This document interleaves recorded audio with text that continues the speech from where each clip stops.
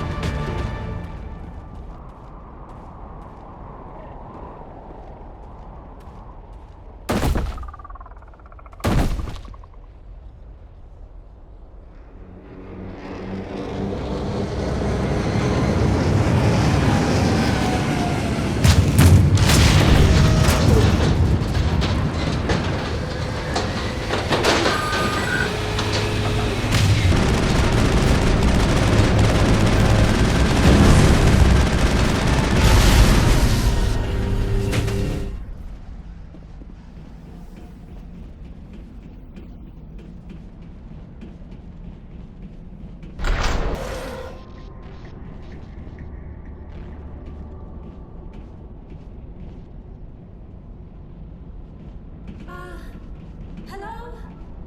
Could somebody help me? Please?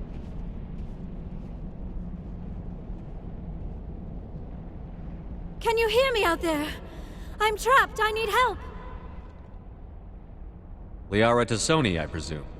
Thank the goddess. I did not think anyone would come looking for me. Listen, this thing I'm in is a Prothean security device. I cannot move, so I need you to get me out of it, all right? How'd you end up in there? I was exploring the ruins when the Geth showed up, so I hid in here. Can you believe that? Geth beyond the veil! I activated the tower's defenses. I knew the barrier curtains would keep them out. When I turned it on, I must have hit something I wasn't supposed to. I was trapped in here. You must get me out, please! Your mother is working with Saren. Whose side are you on? What? I am not on anybody's side. I may be Benezia's daughter, but I'm nothing like her. I have not spoken to her in years. Please, just get me out of here. There's some kind of repulsion field in the way. It's a Prothean barrier curtain. I knew it would keep me safe from the Geth. When I turned it on, I must have hit something I wasn't supposed to. I was trapped in here. You must get me out, please. Any suggestions on how we can help? There is a control in here that should deactivate this thing. You'll have to find some way past the barrier curtain. That's the tricky part. The defenses cannot be shut off from the outside. I don't know how you'll get in here. Be careful. There is a Krogan with the Geth. They have been trying different ways to get past the barrier.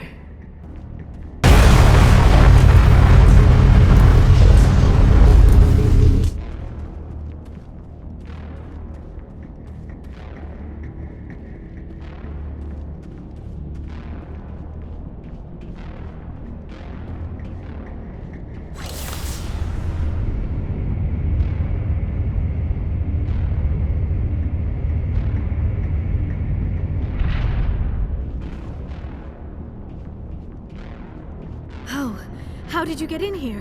I didn't think there was any way past the barrier. We blasted through with the mining laser. Of course. Yes, that makes sense. Please, get me out of here before more Geth arrive. That button over there should shut down this containment field.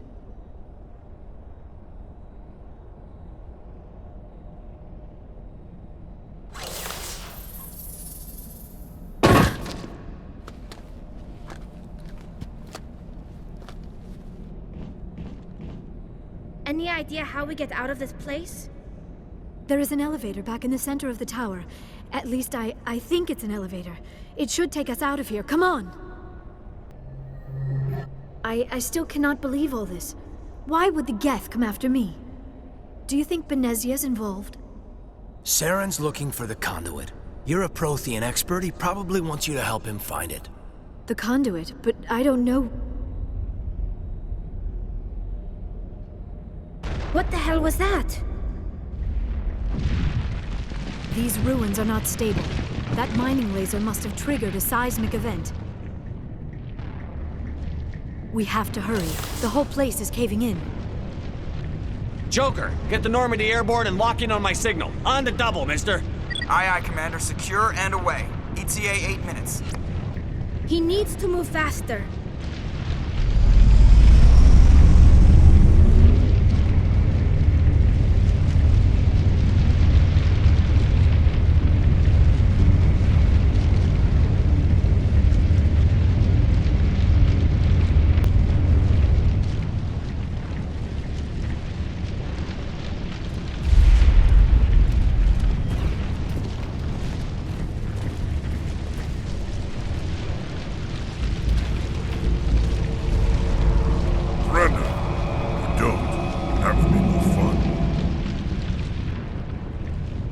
case you didn't notice, this place is falling apart.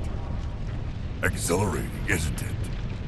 Thanks for getting rid of those energy fields for us. Hand the doctor over. Whatever it is you want, you are not getting it from me. Is this really the time? The atmosphere is perfect for a life and death struggle. Kill them. Spare the Asari if you can. If not, doesn't matter.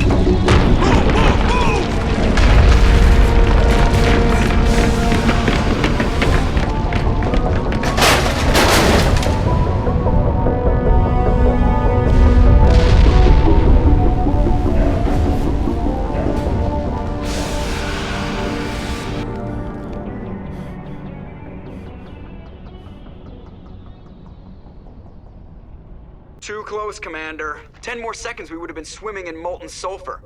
The Normandy isn't equipped to land in exploding volcanoes. They tend to fry our sensors and melt our hull. Just for future reference. We almost died out there, and your pilot is making jokes? It's a coping mechanism. You'll get used to it. I see. It must be a human thing. I don't have a lot of experience dealing with your species, Commander. But I am grateful to you.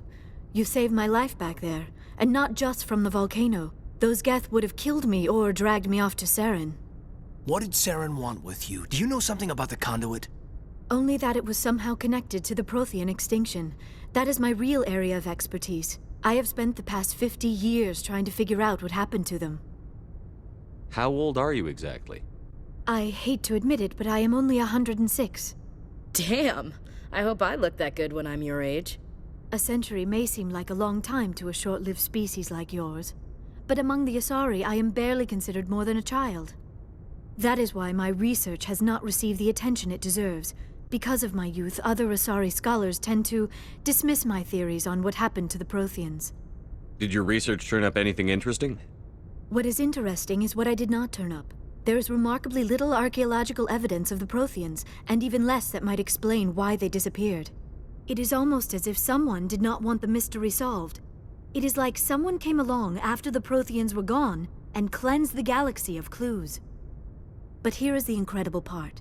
According to my findings, the Protheans were not the first galactic civilization to mysteriously vanish. This cycle began long before them. Where'd you come up with this theory? I thought there wasn't any evidence. I have been working on this for 50 years. I have tracked down every scrap and shred of evidence. Eventually, subtle patterns start to emerge, patterns that hint at the truth. It is difficult to explain to someone else. I cannot point to one specific thing to prove my case.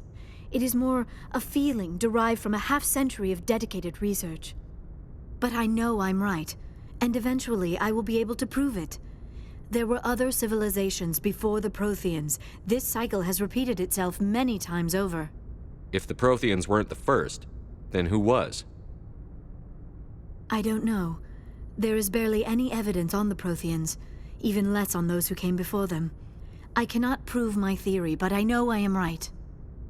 The galaxy is built on a cycle of extinction. Each time a great civilization rises up, it is suddenly and violently cast down. Only ruins survive. The Protheans rose up from a single world until their empire spanned the entire galaxy.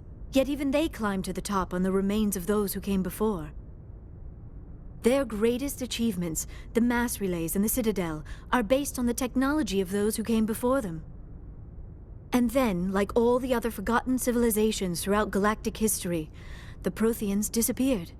I have dedicated my life to figuring out why. They were wiped out by a race of sentient machines. The Reapers. The Reapers? But I have never heard of. How do you know this? What evidence do you have?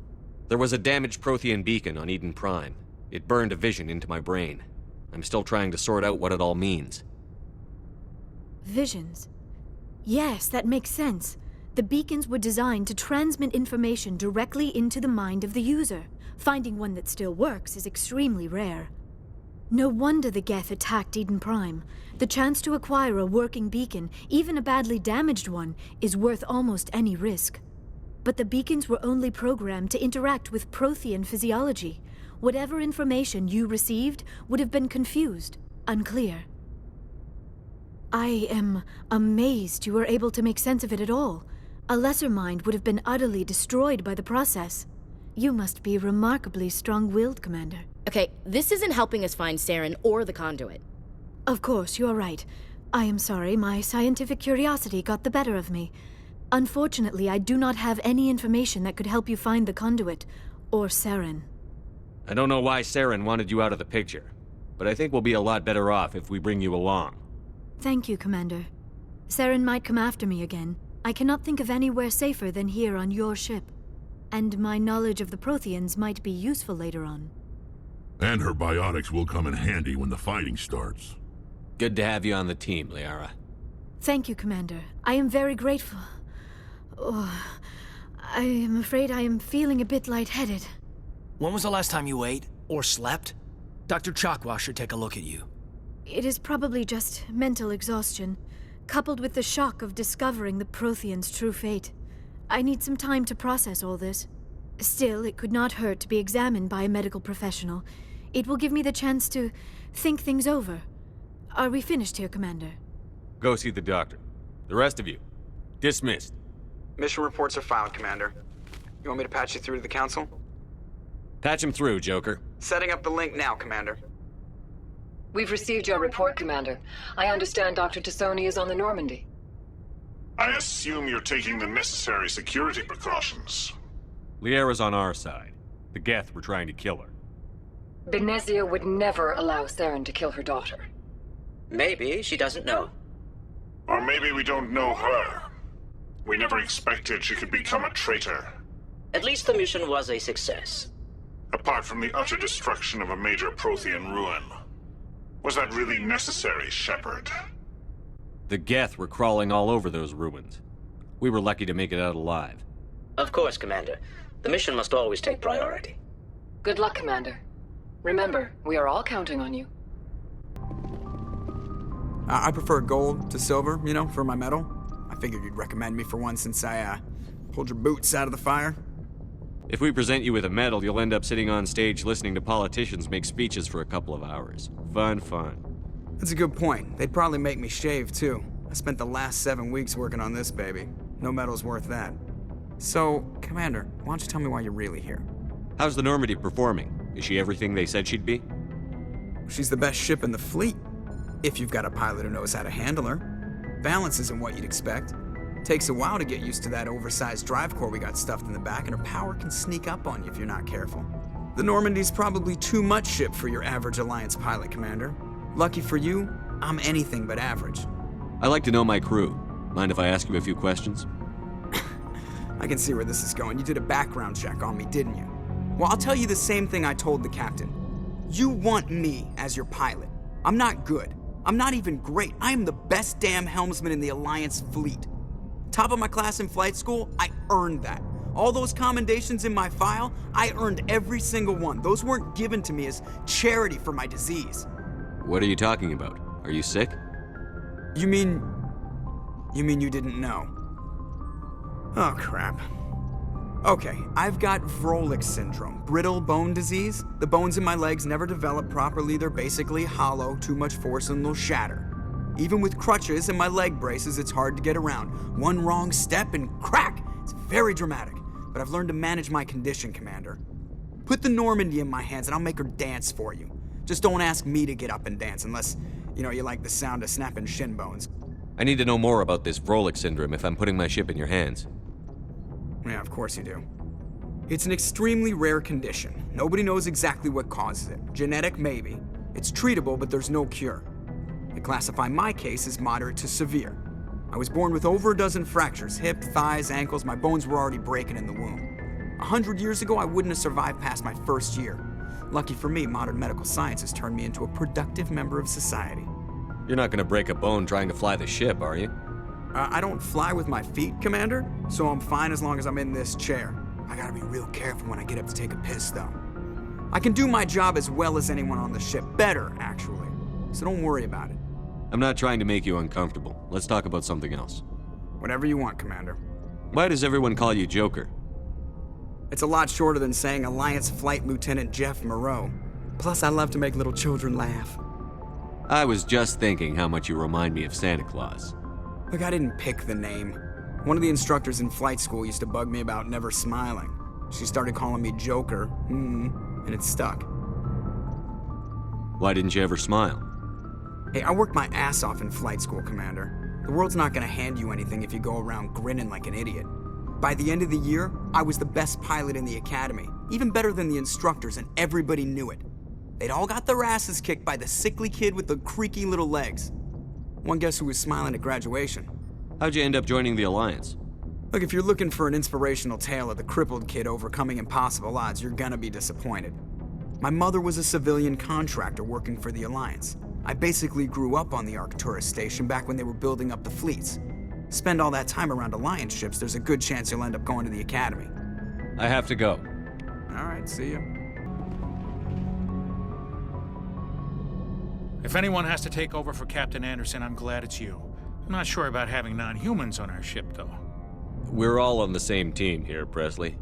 With all due respect, sir, that's what they said about Nihilus. Look how that turned out. Speak freely, Presley. I want to know if you have a problem with non-humans. It's not that, Commander. Humanity has always handled its own problems. Saren attacked one of our colonies. We should be the ones to stop him. We don't need their help. Some people think asking for help is a sign of weakness.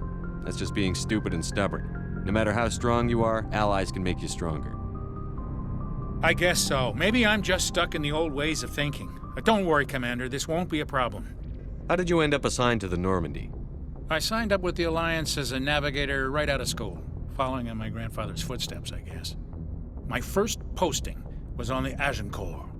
We were one of the first reinforcements to arrive at Elysium after the Blitz hit. Those raiders were no match for an Alliance frigate. Of course, the only reason the colony was still standing was because of you, Commander. I can't believe you held out as long as you did. How'd you end up on the Normandy? I got my officer's commission after Elysium. Must have made an impression on the right people. Captain asked for me when he was picking his crew. Carry on, Presley. Yes, sir. Commander, you have a minute to talk? I keep an open door policy. If you have any concerns, lay them on me. All right. I know things are different aboard the Normandy, but I'm concerned about the aliens, Vicarian and Rex. With all due respect, Commander, should they have full access to the ship? They may not serve the Alliance, Chief, but they're allies. At least as far as Saren goes. This is the most advanced ship in the Alliance Navy. I don't think we should give them free rein to poke around the vital systems. Engines, sensors, weapons. You don't trust the Alliance's allies? I'm not sure I'd call the Council races allies. We, humanity, have to learn to rely on ourselves. How do you get from relying on ourselves to mistreating our allies? I don't mean we should mistreat them, Commander. I just think we should be prepared to go it without them. As noble as the Council members seem now, if their backs are against the wall, they'll abandon us. I don't see that as inevitable. Look, if you're fighting a bear and the only way for you to survive is to sick your dog on it and run, you'll do it. As much as you love your dog, it isn't human. It's not racism, not really. Members of their species will always be more important to them than humans are. These seem like deeply held beliefs, Williams. What made you think this way? My family's defended the Alliance since it was founded. My father, grandfather, great-grandmother, they all picked up a rifle and swore the oath of service. I guess we just tend to think of Earth's interests as our own. I never knew my family. Grew up an orphan on Earth. Anybody in your family I'd have heard of? Couldn't say, Commander. So why are you out here? Just trying to get away from Earth? No. The future of humanity is out here. There's so much we haven't seen yet. Yeah. I still remember my first field exercise on Titan. When we hit mud, the reality hit me. I'm the first person who ever stood here. Then my drill instructor kicked me in the ass. I went face first into the muck. He spent the next 5 minutes chewing me out for gold bricking. Don't tell me you had Gunny Ellison. He's the only one I know who uses that word to describe shirking duty. Oh, Lord. You went to the Macapog boot camp, too? Yeah. Gunny Ellison's still reaming out recruits down there, kicking ass and using words like inveigle and pusillanimous. It doesn't sound like you've worked with aliens before. No, sir. Mainly I've been groundside, part of the surface garrison forces. I did get a rotation on a space station for training. Every Marine a rifleman, every rifleman ZG certified.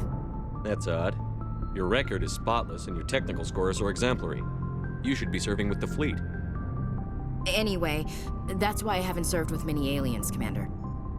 All right. I can see where your concerns are coming from, Williams. But this is a multilateral mission. You're going to have to work with aliens, like it or not. It won't be a problem, Commander. You say jump, I say how high. You tell me to kiss a Turian, I'll ask which cheek. I don't think kissing Turians will be necessary. You never know, Commander. What's your opinion on the last mission? Not sure I buy Dr. Tassoni's story about her and her mom not talking. They're family, right? I think she's being straight with us. Or at least, I don't think she lies very often.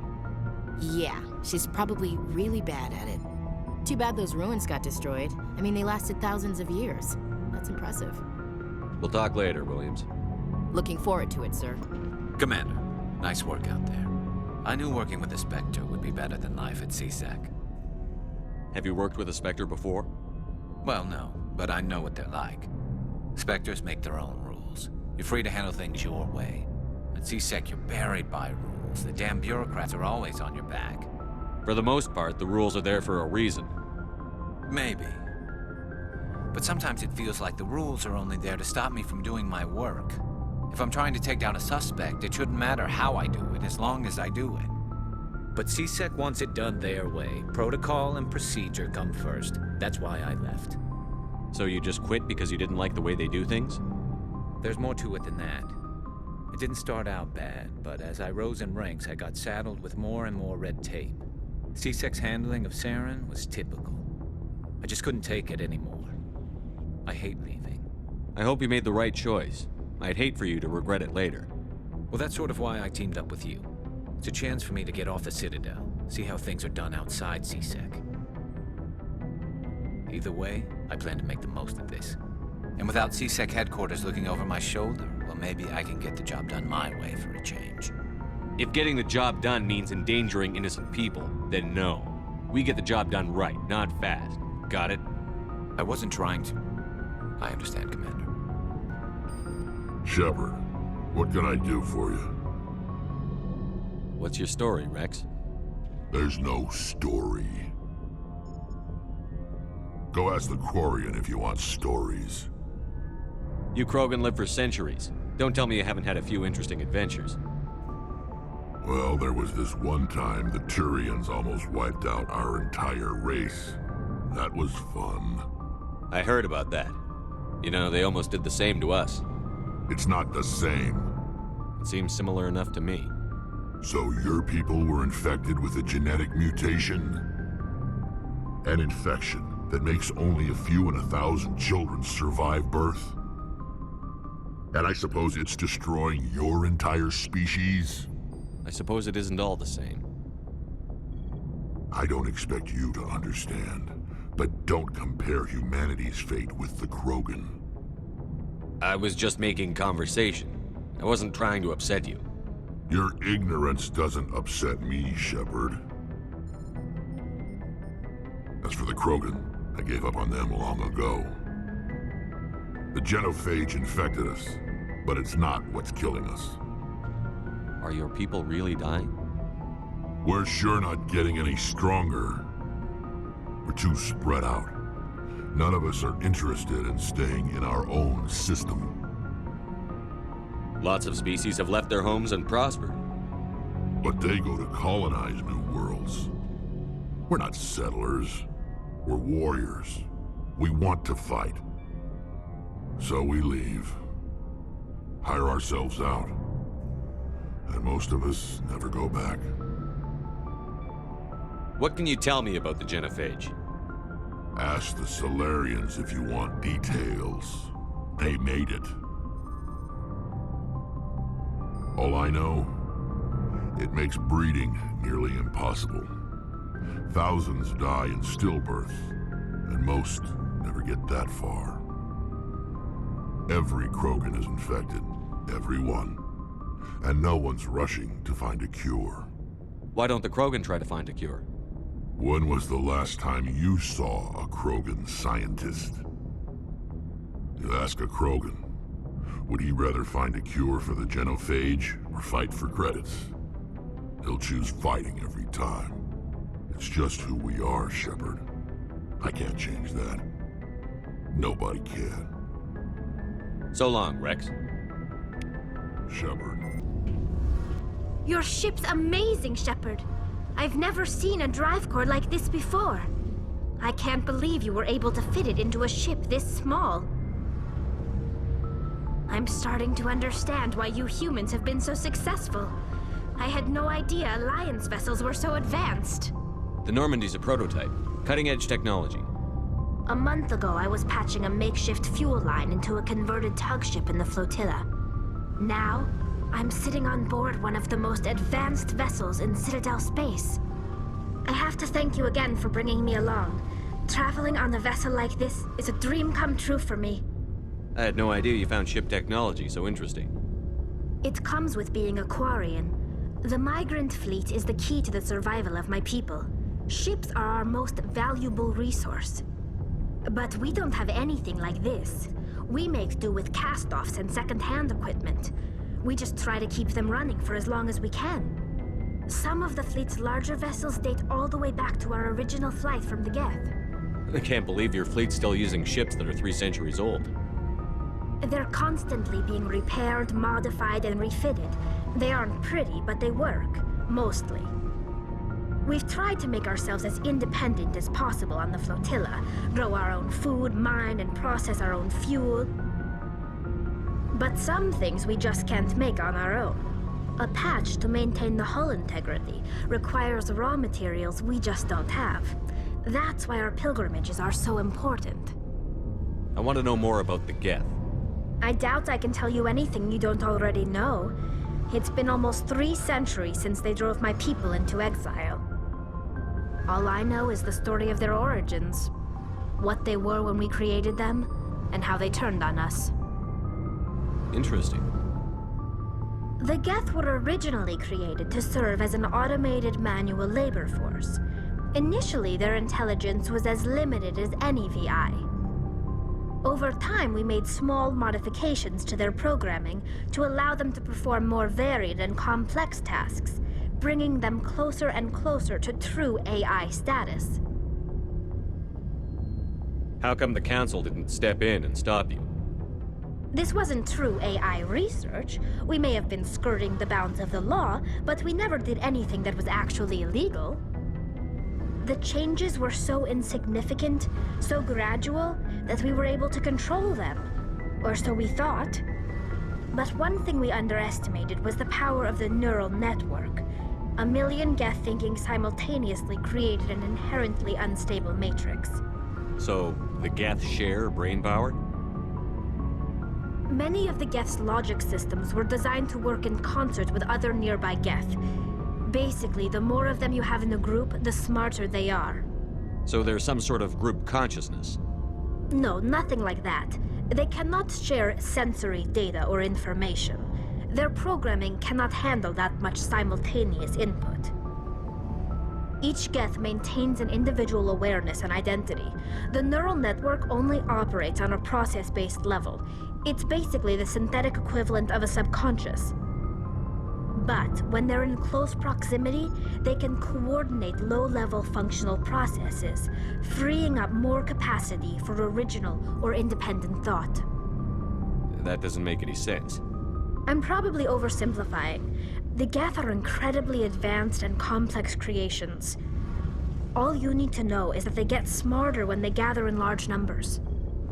As we built more and more Geth, their effective intelligence became more sophisticated, more abstract. One day, a Geth began to ask its Quarian overseer questions about the nature of its existence. Am I alive? Why am I here? What is my purpose? As you can imagine, this caused a near panic among my people. I don't see what's so bad about those questions. The Geth were created to engage in mundane, repetitive, or dangerous manual labor. That's fine for machines, but it won't satisfy a sentient being for long. The Geth were showing signs of rudimentary self-awareness and independent thought. If the Geth were intelligent, then we were essentially using them as slaves. It was inevitable the newly sentient Geth would rebel against their situation. We knew they would rise up against us, so we acted first. A general order went out across all Quarian-controlled systems to permanently deactivate all Geth. The Geth responded to this order violently. You're the ones who started the war. The Geth were just fighting for their survival. We had no other choice.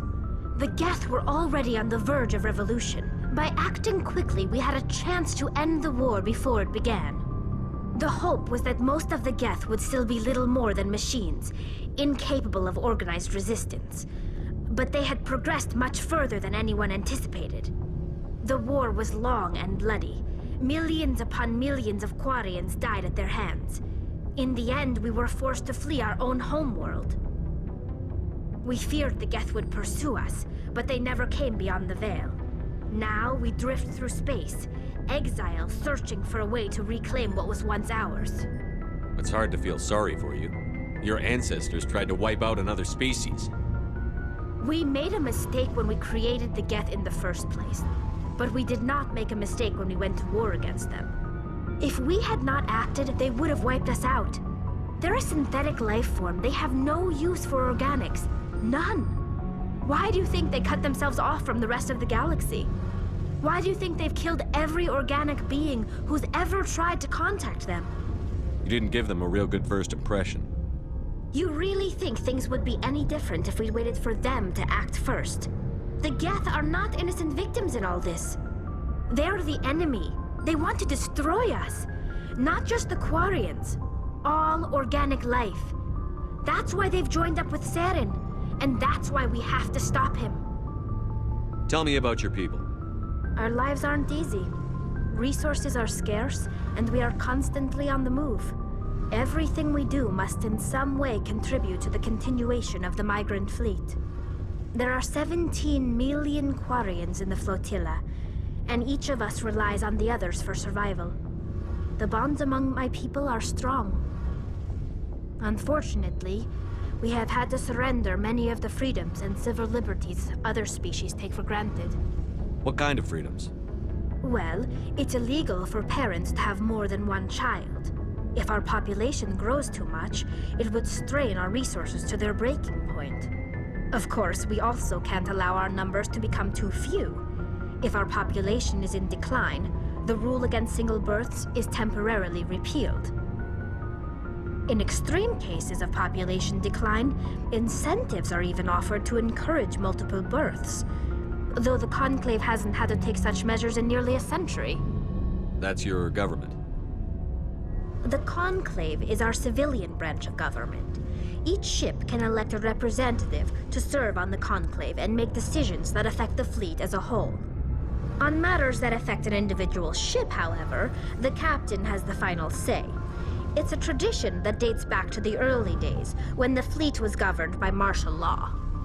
Fortunately, most captains nowadays are smart enough to have an elected council from their crew to give them advice and guidance. So the ultimate power rests with elected officials. In practice, the Conclave and the respective council for each ship tend to set the rules that govern our daily lives. But in theory, we are still under military jurisdiction. The 5 top-ranking military officials in the fleet serve on the Admiralty Board. These 5 have the power to overrule any decision by the Conclave in case of emergency. To do so requires unanimous agreement among the Admiralty, and they can only do this once. After that, the entire board must resign their posts. It's a safeguard that served us well. In nearly 3 centuries, the Admiralty Board has only overruled the Conclave 4 times. I want to know more about the pilgrimage. When my people reach maturity, we leave our birth ships and seek acceptance with a new crew. It's necessary to maintain genetic diversity among the fleet. But no ship wants to accept someone who will be a burden on them. So, to prove our worth, we embark on a pilgrimage. We set out alone, leaving the flotilla and our families behind us. We only return once we have found something of value we can bring back to the fleet. This is presented as a gift to the captain of the respective ship we wish to join. If the gift is accepted, we are welcomed into the crew. I can't believe they just send you off alone. It's not like they just cast us out. Before we leave, we are given lessons in how to survive outside the flotilla, and given gifts to help us on our journey. We also receive implants to fight off sickness and disease. Generations of living in an isolated and highly controlled environment have left our immune systems weaker than most. By the time we leave the fleet, we are well equipped for the pilgrimage. This is a rite of passage for all Quarians. If it were dangerous, our numbers would suffer. Virtually every pilgrimage ends with a triumphant return and the ritual presentation of the gift to one of the fleet's captains. Can a captain choose to reject the gift? That doesn't happen often. Most captains are eager to increase the size of their crew. It increases their own standing in our society. Even when a gift is not particularly valuable, the captain usually accepts it out of a sense of tradition. However, there is a stigma to presenting a substandard gift. It's not the best way to make a good impression on a new community. Most pilgrims don't return until they find something worthwhile. I should go. See you later. Hey, Commander, you know that Quarian, Tally? She's been spending all her time down here asking me about our engines. I'll tell her to leave you alone. What? No, she's amazing. I wish my guys were half as smart as she is. Give her a month on board and she'll know more about our engines than I do. She's got a real knack for technology, that one. I can see why you wanted her to come along. I figured she'd be a real asset to the team. You got an eye for Tally, Commander, but I'm guessing that's not why you came down here. I want to know more about the Normandy. She's the best ship I've ever served on, probably the fastest vessel ever designed, and she's the only one using the new Tantalus drive core. What's so special about the Tantalus drive core? Proportionally, it's about twice the size of any other vessel. Not only are we faster, but we can run at FTL speeds longer before we have to discharge the core. Fill me in on the IES stealth systems. How does it work exactly? You can't hide a ship out in space. They emit too much heat and radiation, too easy for sensors to pick them up, unless you find a way to capture those emissions. So our stealth systems trap the energy we give off in storage sinks built into the ship itself, no emissions to give away our location. Eventually the sinks have to be vented. More than a few hours silent running and they overheat, cook us inside our own hull. There's no way for anyone to detect us? A visual scan can still pick us up. Anyone looking out a window can see us plain as day, but you have to be pretty close to get an actual visual out in space. Most vessels rely on scanners. As long as the stealth systems are engaged, they can't see us, not unless we accelerate to FTL speeds. Why doesn't it work with faster-than-light travel? Cranking up to FTL blue shifts our emissions, pushes them into frequencies too high to capture in the sinks. As soon as we make the jump, it's like setting off a flare. Sensors can pick up our location whenever we enter or exit FTL flight, but for short-range missions, our stealth systems are amazing, and we've got the only one. Where else have you served, Adams? If you name a class of Alliance ship, I've probably served on it. Everything from dreadnoughts and carriers right down to frigates like the Normandy. My last assignment was on the Tokyo, only a cruiser, but she was a good ship. Couldn't hold a candle to the Normandy, though. Carry on, Adams. Aye, aye, Commander.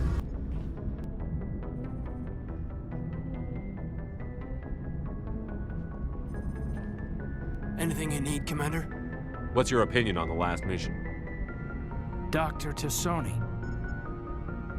Seems like a sweet girl. Easy on the eyes. I mean, if you like the bookish sort. Any intentions there, Lieutenant? No, Commander. Just art appreciation. Just trying to get a sense of where the crew's at. Thoughts? Is this an official evaluation, Commander? Or off the record? All right. Let's label it officially off the record. Got something on your mind? Straight up, there's something wrong with all of this. This Saren is looking for records on some kind of galactic extinction, but we can't get backup from the Council? Sorry, Commander. There's writing on the wall here, but someone isn't reading it.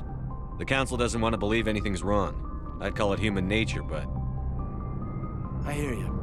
It just seems like a group that's been around as long as the Council should see this coming. Sorry if I got too informal. Protocol wasn't a big focus back in Bot. Tell me about it. Biotic acclimation and temperance didn't last past the airlock. To the kids they hauled in, it was brain camp. Sorry, hauled in is unkind. We were encouraged to commit to an evaluation of our abilities so an understanding of biotics could be compiled. There are worse results of accidental exposure to element 0 in the womb. Beats the brain tumors some kids grew up with. Seems like you beat the odds. How many didn't make it? Out of 100, maybe 60 have no effect. 30 suffer adverse effects, little things like brain cancer. The other 10 show enough ability to augment with implants. Not always permanent, though. Not like the cancer. Next thing you know, you're out on Jump Zero. And how's a kid supposed to deal with that? A station at the edge of human space. You know of any intentional exposures for certain? No one knows. Doesn't mean they didn't happen. As big as the exposures were, it was hard to track down accidentals. It was different then. No one knew the potential, so there wasn't a lot of regulation. Anything Kinetics did was gold. I'm not saying they intentionally detonated drives over our outposts, but in retrospect, they were damn quick on the scene. Jump Zero is Gagarin Station, right? What's it like? Yeah, that's the official name. Biggest and farthest facility we had for decades. Right on the termination shock, the outer edge of the solar system. It's where they did all the Goose Chase FTL research before we caught on to using mass effect fields. It was a sterile research platform when I was there. There were other kids in the same boat, right? At least you weren't alone out there. That's true. We did have a little circle that'd get together every night before lights out. We didn't have much to do, though. It was a research platform then, and Kinetics kept Jump Zero off the extranet to prevent leaks. Then you must have had plenty of time to get to know each other. Yeah, we'd sit around and bull every night after dinner, play cards or network games. There was this girl named Rana, who had a little circle grow up around her. She was from Turkey. Her family was very rich. But she was smart and charming as hell. Beautiful, but not stuck up about it. I think you'd have liked her. Sounds like she was special to you. She was. Maybe she felt the same. But things never felt together. Training, you know. Jump Zero's a long way from home. What was it like? The grand gateway to humanity looks a lot better in the vids. But that's my own baggage, Commander. No bearing on this. Alenko, there's no regulation that says you can't be friends with your commander. I appreciate that, Commander. I just don't want you to think that I'm a whiner. Besides, I've got my past squared away.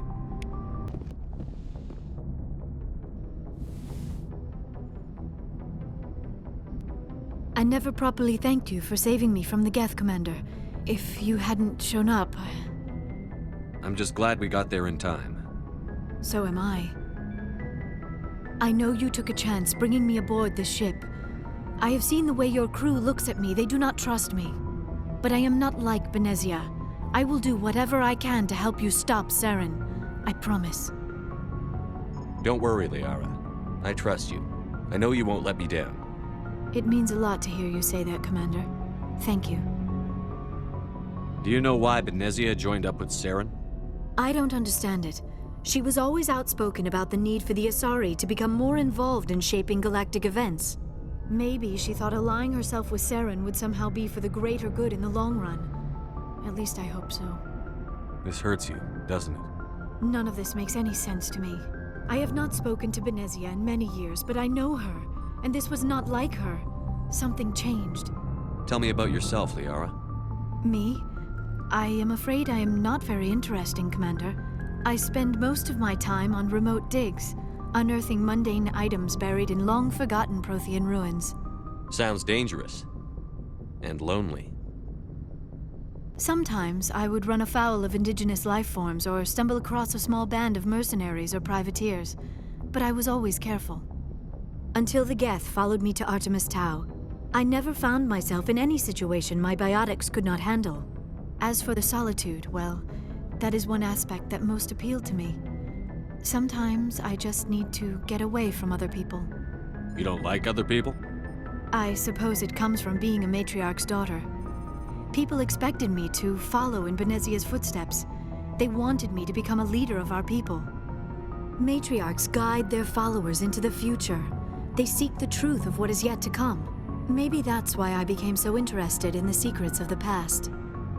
It sounds so foolish when I say it out loud. It sounds like I became an archaeologist simply to spite Benezia. All children rebel against their parents. It's a natural part of growing up. Aha, you share the wisdom of the matriarch, Shepard. That is exactly what Benezia said when I told her of my decision. But there was more to it than that. I felt drawn to the past. The Protheans were these wondrous, mysterious figures. I wanted to know everything about them. That is why I find you so fascinating. You were marked by the beacon on Eden Prime. You were touched by working Prothean technology. Sounds like you want to dissect me in a lab somewhere. What? No, I did not mean to insinuate. I never meant to offend you, Shepard. I only meant that you would be an interesting specimen for an in-depth study. No, that's even worse. Calm down, Liara. I was only joking. Joking? Oh, by the goddess, how could I be so dense? You must think I am a complete and utter fool. Now you know why I prefer to spend my time in the field with data disks and computers. I always seem to say something embarrassing around other people. Please, just pretend this conversation never happened. I'd like to know more about the Asari. We were the first species to discover the Citadel. We were instrumental in forming the Council, and we always strive to be the voice of peaceful cooperation in galactic disputes. My people believe we are all part of a single galactic community. Each species contributes something to the greater whole. Although we seek to understand other species, it seems few of them seek to understand us. The galaxy is filled with rumors and misinformation about my people. Like what? Most of the inaccuracies are centered around our mating rituals. My species is monogendered. Male and female have no real meaning for us. We still require a partner to reproduce. This second parent, however, may be of any species and any gender. I don't understand. Your species can mate with anyone? Mating is not quite the proper term, not as you understand it. Physical contact may or may not be involved, but it is not an essential element of the union. The true connection is mental. Our physiology allows us to meld with other beings. We can touch the very depths of their minds. We explore the genetic memory of their species. We share the most basic elements of their individual and racial identities. We then pass these traits on to our daughters. It is how we learn to grow as a species and how we develop a greater understanding of other races. What happens to your partner after the union? Every relationship is different. Some unions are a single encounter with both parents parting ways afterwards. Others can be more long-term. Sometimes an Asari and her partner will stay together for many decades. You Asari live for 1,000 years. What happens when your partner dies? Few sapient species live as long as my kind. We have learned to take a philosophical approach to our unions. We do not focus on the inevitable loss of our partners. Instead, we enjoy the time we spend with them. And even after they're gone, a part of them lives on in us. The union is a connection that transcends both time and space. Do you know who Matriarch Benezia chose as her partner? She rarely spoke of her partner. Though I know my father, if you want to use that term, was another Asari. Benezia never told you her partner's name?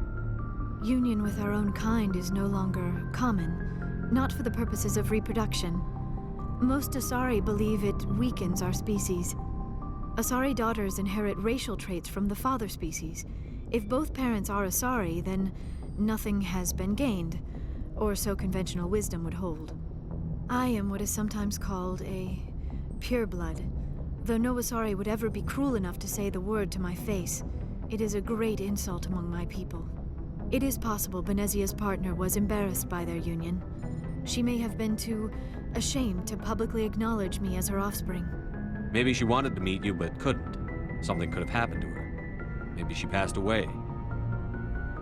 You might be right. I hope you are. But I have no way to know for sure. Benezia never spoke of her partner. Whatever happened, it caused her too much pain to dwell on it. She raised me by herself, though that is not uncommon. Many Asari raise their children alone, particularly if the father species is short-lived. Often the partner will pass on long before the child reaches maturity. I should go. Goodbye, Shepard.